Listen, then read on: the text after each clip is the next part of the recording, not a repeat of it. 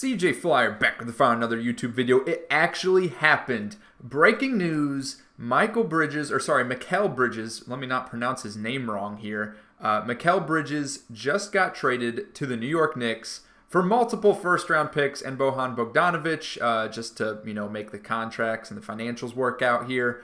But yeah, I'm pretty shocked, to be honest. Not shocked that Mikal Bridges is going to the Knicks per se, but shocked that it's this many picks.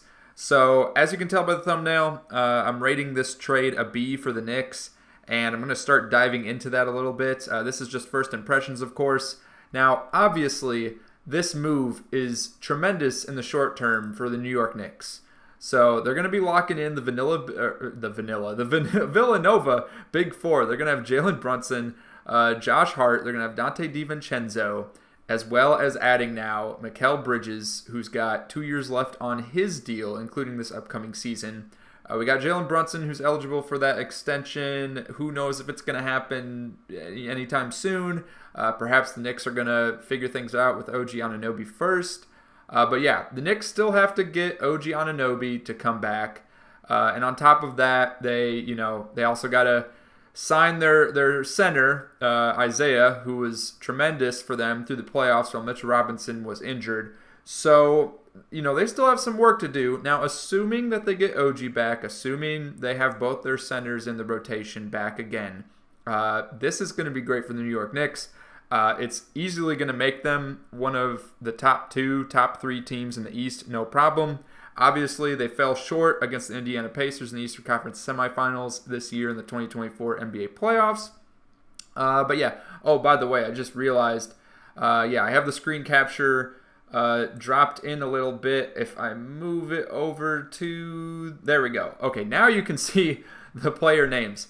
So, I had my mouse over here. Jalen Brunson, Josh Hart, Dante DiVincenzo, and once again, Mikal Bridges, all on the payroll for the New York Knicks. Now, again, this is great in the short term. You're going to have other teams in the East, like the Milwaukee Bucks, who, I would expect Giannis and Dame are not going to have the injury troubles that they had this past postseason.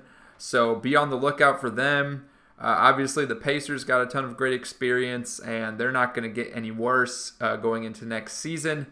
And on top of that, you got the Philadelphia 76ers that are currently in the hunt to get some kind of star player. So, the Knicks aren't, by far the second best team in the East yet. You still have to wait for other things to settle out here. But this does give them a great advantage for the next couple seasons. However, in the long term, again, we have to talk about this. We have multiple unprotected first-round picks from the New York Knicks, a protected first-round pick from the Bucks, and another unprotected pick swap and a second-rounder. So let's go, because I think Woj gave a few more details on that. So if we go ahead down here, and yes, there's also a Brooklyn Nets side of this that we'll get into in a different video.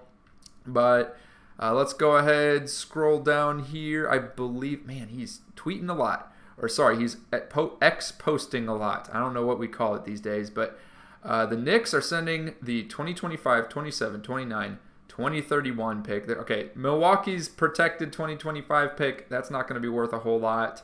And then we have a 2028 unprotected swap. So the Knicks 2025 pick, I'm assuming this is the Knicks 2025 pick, not the Pistons 2025 pick, which I believe the Knicks have ownership of right now as well.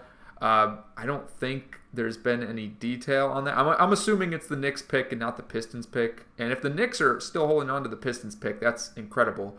But look, assuming these are all the Knicks' own picks, 25 and 27, they're not going to be, highly coveted. But going into the future, 29 and 31, this is, as this Knicks team starts to decline and go back into irrelevancy, because I'm pretty sure they will. We've seen them on a very long drought for a very long time, so don't count out the fact that could happen again after a few years of, great playoff performances. These are going to be great picks for the Nets. The Nets made some other great picks. I believe they got their own pick back from the Rockets. Again, I don't want to dive too much into what the Nets are doing in this video. But look, as far as the Knicks go, including that 2028 swap, I mean, you're not putting yourself in a great position.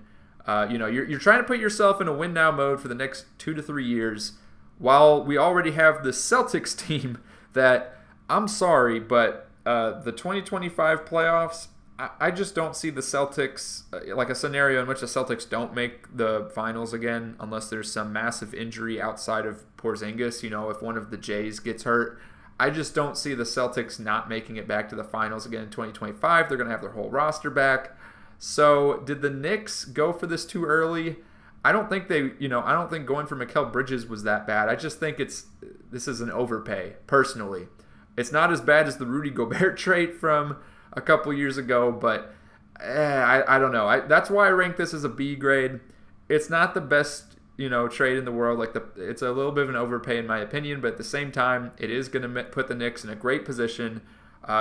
Potentially the second best team in the East. It really depends how the Sixers offseason plays out, as well as Bucks injury issues. That being said, let me know what you think in the comments down below. And if you're interested, I actually uploaded an NBA 2K24 rebuild video in which we had the hypothetical scenario a month ago of Mikal Bridges being traded to the Knicks and seeing how that team would play out in a 2K simulation. If you're interested in that video, click it on the screen right now.